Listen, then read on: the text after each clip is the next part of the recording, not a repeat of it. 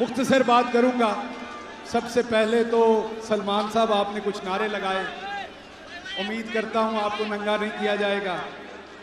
अगर करने की ख्वाहिश है तो आपसे गुजारिश है, सलमान साहब नंगे अच्छे नहीं लगेंगे।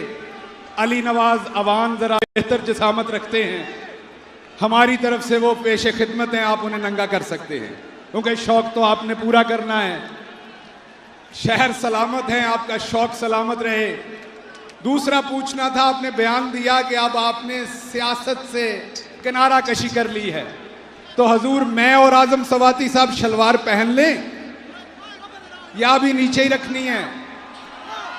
क्योंकि वो ऊपर उठा उठा के फिल्में बनाते थे, मुझे भी नहीं पता था मेरे पीछे या आगे कोई ऐसी खास चीज लगी हुई है जिसमें से कुछ निकालना है, कोई न्यूक्लियर बम में इस्तेमाल होना है, हिंदुस्तान के खिलाफ हमने इस्तेमाल करना है उसे। तो मुझे नहीं पता था किसी ऐसे स्पेयर पार्ट का जो मेरे पास था, जिसको इतनी बारीक बीनी से देख के फिल्माया गया।